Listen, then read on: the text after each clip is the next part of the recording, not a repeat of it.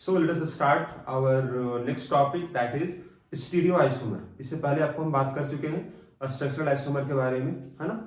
अगर हम यहाँ बात करते हैं स्टीरियोआइसोमर के बारे में, दिस इज स्टीरियोआइसोमर, ठीक है। तो इसको हम डिवाइड भी कर लेते हैं, चलिए यहाँ पर। तो एक को हम बोलते हैं दिस इज इनांस्यूमर, इनांस्यूमर होगा, और दूसरा होता है डायस्ट्रियोमर, डायस्टीरियोमर। इसका एक और नाम होगा, it is also known as geometrical isomer, this is geometrical isomer भी बोलते हैं, ठीक है। और they are also known as, we write here, optical isomer, ठीक है। फिर ऑप्टिकल आइसोमर जो भी होगा, they are non superimposable mirror image, non superimposable mirror image. Mirror image तो होगा, लेकिन कैसा मिरर इमेज होगा, नॉन सुपर इम्पोजेबल होगा। और दो जो कंपाउंड होगा, जो मिरर इमेज होगा, उसको बोलेंगे हम इनांस्यूमर बोलते हैं, ठीक है। और यहाँ पर बोले अगर आप, तो they are non mirror image, ये लोग मिरर इमेज नहीं होगा, they are non mirror image. तो इस वाले केस में ज्योमेट्री अलग होगा, इसीलिए इसको बोलते हैं ज्योमेट्रिकल आइसोमर। या फिर बोलो आप कि एंगल जो होता है ना, बॉन्ड के बीच में एंगल, वो यहाँ पर डिफरेंस आ जाएगा, ठीक है। और इस वाले केस में अगर बोलोगे तो दे रोटेट प्लेन पोलराइज्ड लाइट, को रोटेट करता है। तो यहाँ पर हम दो फॉर्म पढ़ते हैं इस वाले केस में, एक होता है आपका डेक्स्ट्रो फॉर्म, डी फॉर्म, और दूसरा होता है लीबो फॉर्म। तो डेक्स्ट्रो फॉर्म उसको बोलते हैं which rotate plane polarised light to right, या फिर बोलो क्लॉकवाइज। एल फॉर्म किसको बोलेंगे, which rotate plane polarised light to left और एंटी क्लॉकवाइज, ठीक है। तो यहां लिख सकते हो आप rotate plane polarised light to right बोलो, या फिर क्लॉकवाइज बोल सकते हो आप, दिस इज क्लॉकवाइज। यहां बोलोगे rotate plane polarised light to left बोलोगे, और एंटी क्लॉकवाइज, एंटी क्लॉकवाइज। और इसके बारे में डिटेल में आपको हम बता चुके हैं, आपको बताए थे इन ऑर्गेनिक केमिस्ट्री, बताए थे आपको हम ऑप्टिकल आइसोमर, वहां आपको बताया गया है डिटेल में दोनों के बारे में, ठीक है। अगर बात करें हम यहाँ पर कोऑर्डिनेशन कंपाउंड में, तो कोऑर्डिनेशन कंपाउंड में आपका कुछ कंपाउंड हम देखते हैं, और वहां पर हम पहले देखने वाले हैं ज्योमेट्रिकल आइसोमर के बारे में, फिर हम बात करेंगे ऑप्टिकल आइसोमर के बारे में, ठीक है। दोनों अगर मिला दोगे तो क्या आएगा, स्टीरियो आइसोमर आ जाएगा, क्लियर है। जैसे अगर यहाँ बात करें हम लोग first one, this is geometrical isomer, geometrical isomer, ठीक है। मतलब यहाँ पर ज्योमेट्री अलग होगा, मतलब एंगल अलग होगा, लिगेंड के बीच में जो बॉन्ड एंगल होगा वो डिफरेंस यहाँ पे आएगा। तो यहाँ पर अगर बोलोगे आप, तो सबसे पहला पॉइंट यहाँ पे हो जाएगा, अगर कंपाउंड का शेप अगर लीनियर है, या फिर बोलो आप ट्राइंगुलर प्लेनर है, ट्राइंगुलर प्लेनर, या फिर बोलो आप टेट्राहेड्रल, टेट्राहेड्रल। अगर ये तीन अगर स्ट्रक्चर है, आपका शेप है, या ज्योमेट्री बोलो आप, कंपाउंड का अगर लीनियर शेप होगा, ट्राइंगुलर प्लेनर होगा, या फिर टेट्राहेड्रल होगा, so they will not exhibit geometrical isomer. यहां बोलोगे डू नॉट एग्जिबिट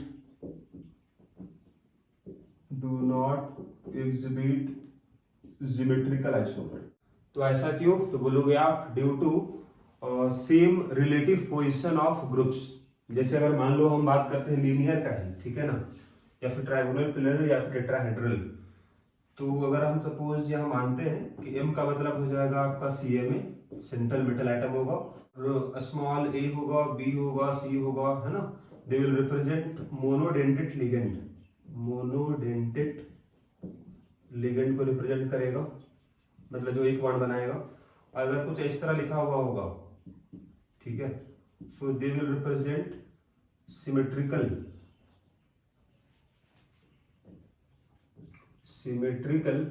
डाइडेंटेड लिगेंड, जो दो बॉन्ड बनाएगा, और सिमेट्रिकल भी होगा, डाइडेंटेड लिगेंड। अगर कंपाउंड कुछ इस तरह रिप्रेजेंट किया जाएगा आपको, so they will represent unsymmetrical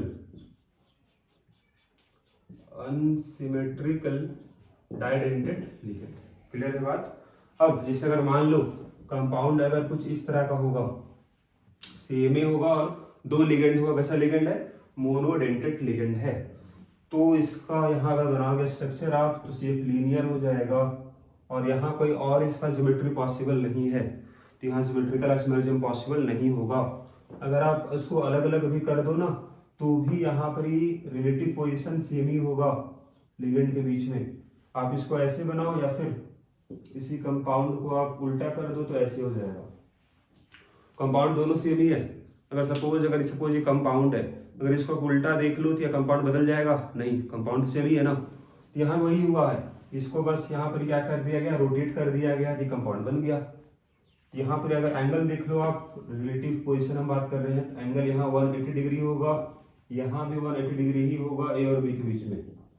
तो एंगल अगर सेम है मतलब ज्योमेट्री सेम है तो कंपाउंड भी सेम है। ये तो बात हो गया आपका लीनियर वाले केस के लिए। हम बात करते हैं ट्रायंगुलर प्लेनर वाले केस के लिए।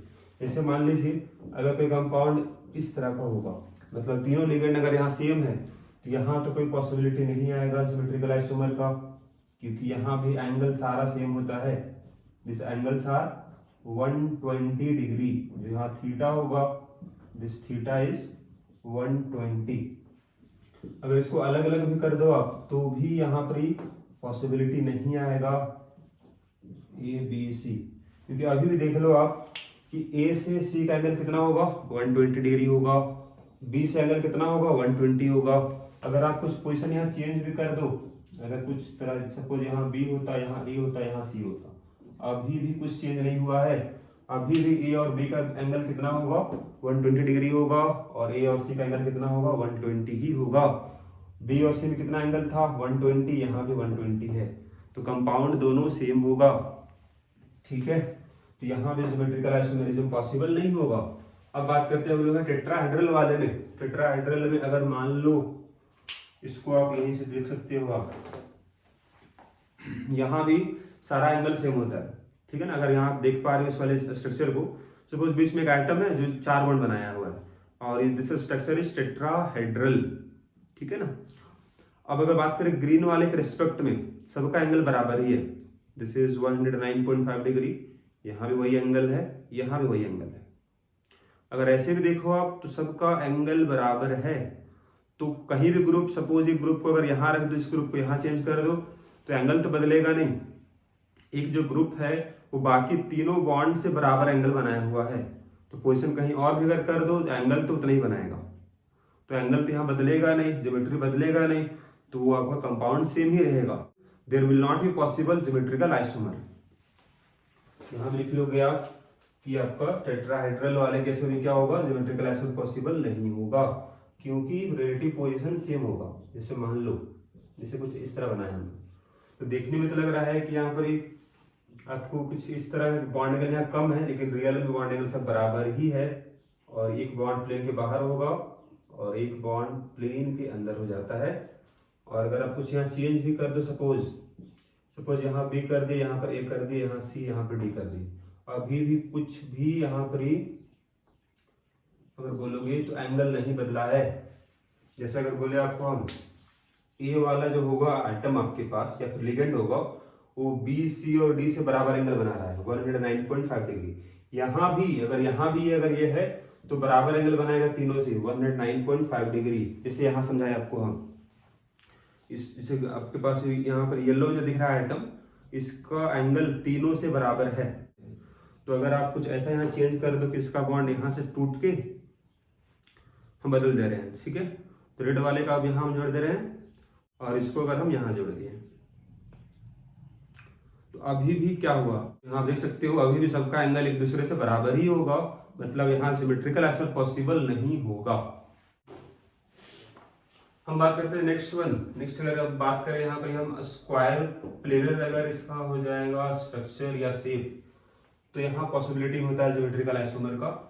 जैसे का पहला कंपाउंड है आपका Ma4, फिर हो जाएगा Ma3b, फिर होगा Ma2b2, फिर हो जाएगा Ma2bc या फिर ABCD। तो यहाँ लिगेंड देख लो आप, चारों लिगेंड अगर सेम होगा तो यहाँ पॉसिबल नहीं होगा ज्योमेट्रिकल आइसोमर का। अगर 3 लिगेंड सेम, एक लिगेंड अलग है तो भी यहाँ पॉसिबिलिटी नहीं होगा। यहाँ पॉसिबल होगा, यहाँ पॉसिबल होगा। और उस कंपाउंड देख लो आप, अगर सपोज यहाँ पर ही सिमेट्रिकल लिगेंड है, डाइडेंटेड लिगेंड अगर 2 है तो यहाँ ये पॉसिबिलिटी नहीं होगा सिमेट्रिकल आइसोमर का। लेकिन अगर अनसिमेट्रिकल लिगेंड होता तो यहाँ पॉसिबिलिटी होता सिमेट्रिकल आइसोमर का। सो यहाँ अगर देखो कि पॉसिबल क्यों नहीं है तो उसको यहाँ आप चेक कर सकते हो बगल में। तो यहाँ तो कोई डाउट यहाँ होगा ही नहीं, सारा यहाँ लिगेंड ही आपके पास सेम है। यहाँ देख लो आप, अगर आप इसको कुछ इस तरह का बनाओ, जैसे स्क्वायर प्लेन यहाँ हो गया, 3A होगा और एक B होगा। अगर कोई कंपाउंड कुछ ऐसा भी अगर बना दो आप, सपोज यहाँ B है बाकी जगह A है, तो अभी भी दोनों कंपाउंड अलग नहीं हुआ है, सेम हुआ है। क्यों? दोनों स्ट्रक्चर सेम है क्योंकि B से एक A जो होगा 180 पे होगा, यहाँ भी 180 पे एक A है, और 2A जो होगा 90 पे होगा, यहाँ भी 2A 90 पे है। तो दोनों स्ट्रक्चर में अगर देखो तो रिलेटिव पोजीशन सेम है ग्रुप्स का, एंगल यहाँ नहीं चेंज हुआ है, मतलब ज्योमेट्री दोनों का सेम है, तो ज्योमेट्रिकल आइसोमर नहीं होगा। ठीक है, कंपाउंड सेम है, बस कंपाउंड थोड़ा सा रोटेट कर दिया गया है कि कंपाउंड बन गया। ठीक है, यहाँ देखो अगर A2B2 अगर है तो यहाँ पॉसिबिलिटी होगा A2B2, यहाँ हम लिख लेते हैं आपको। तो अगर कुछ ऐसा कंपाउंड बनता, देखिए कि दोनों A यहाँ हो गया, दोनों B यहाँ हो गया। ठीक है, और एक कंपाउंड यहाँ बना दीजिए, सपोज दोनों A अगर अपोजिट में होता, दोनों B अपोजिट में होता। ये दोनों कंपाउंड अलग है क्योंकि यहाँ एंगल अलग हो गया, दोनों एक बीच में एंगल यहाँ 90 था, यहाँ एंगल कितना हो गया 180 डिग्री हो जाएगा, तो ज्योमेट्री अलग हो गया, मतलब यहाँ पर ही नंबर ऑफ ज्योमेट्रिकल आइसोमर कितना हो गया 2 हो गया। अब यहाँ और ज्यादा नहीं बनेगा, अगर आप सपोज कुछ चेंज करोगे भी आप तो ये दोनों में से कोई एक ही होगा, सिमिलर होगा। ठीक है, तो अब इसका अगर नाम लिखना होगा आपको तो नाम लिखना आप सीख चुके ऑर्गेनिक केमिस्ट्री में, सिस और ट्रांस। अगर दो सेम ग्रुप अगर नजदीक है, सेम साइड है तो सिस हो गया, अपोजिट साइड है तो ट्रांस हो गया। क्लियर है? बात करते हैं A2BC का, तो यहां देख सकते हो A2BC का इस तरह से हो जाएगा, स्क्वायर प्लेन ज्योमेट्री हो जाएगा। अगर दोनों A अगर नजदीक है, A2BC बन गया, और एक पॉसिबिलिटी ये भी है कि दोनों दूर दूर में अगर पॉसिबल होगा, तो यहां देख लो आप कि दोनों A अगर नजदीक है तो इसको बोलोगे आप सिस, दोनों अगर दूर दूर है तो इसको बोलोगे आप ट्रांस। तो यहां भी पॉसिबिलिटी हो गया ज्योमेट्रिकल आइसोमर का, कितना हो जाएगा तो लिखोगे नंबर ऑफ ज्योमेट्रिकल आइसोमर 2 हो जाएगा, और यहाँ पे नया नहीं बनेगा। ABCD अगर 4 ग्रुप अगर चारों अलग अलग है तो क्या बनेगा उसको जरा देख लेते हैं। तो ये देखिए आप, A है, B है, C है और ये D है, एक तो ये बन गया। अब अगर आप सपोज बॉन्ड कुछ है, एक को फिक्स रखो आप, एक को हम यहाँ फिक्स रखते हैं, बाकी को हम चेंज करते हैं। तो BC यहाँ पर था ना, इसको C यहाँ भी कर दो आप, तो एक नया कंपाउंड बन गया। एक बार आप यहाँ चेंज करके देखते हैं, देखिए ये यहाँ फिक्स है, तो मुझे दोनों अगर चेंज कर दो आप, तो यहाँ हो गया C, यहाँ हो गया D, यहाँ हो गया B। अभी तीनों कंपाउंड अलग अलग है, क्यों अलग अलग है यहाँ देख सकते हो आप, यहाँ पर ही एक अपोजिट में C था, यहाँ पर B है, यहाँ पर D है, तो तीनों अलग अलग है। अब यहाँ कुछ नया नहीं बनेगा। ठीक है, तो इसमें कितना हो जाएगा number of geometrical isomer ABCD वाले के लिए, तो इसके लिए अगर यहाँ लिखोगे आप तो नंबर ऑफ ज्योमेट्रिकल आइसोमर कितना आएगा 3 आएगा। अगर कुछ यहाँ नया बनाओगे भी ना, ये तीनों में से किसी एक का सिमिलर हो जाएगा, क्योंकि यहाँ लिगेंड सेम है, जैसे यहाँ इस वाले केस में था चारों लिगेंड सेम था, उसी तरह से यहाँ भी सिमेट्रिकल है और सेम है, तो यहाँ पॉसिबिलिटी नहीं होगा आपका ज्योमेट्रिकल आइसोमर का। इस वाले केस में चेक कर सकते हो आप MAB2 वाले में, देख लो आप, इसमें लिखा होगा MAB2। AB का मतलब क्या होगा, दिस इज डाइडेंटेड लिगेंड, जो 2 बॉन्ड बनाएगा। जैसे यहाँ देखो आप, ये 4 बॉन्ड बन गया, यहाँ भी 4 बॉन्ड बन गया। अब AB एक साथ होगा, मतलब A और B अलग अलग नहीं बल्कि एक साथ है, यहाँ A और B दोनों साथ होगा। क्लियर है?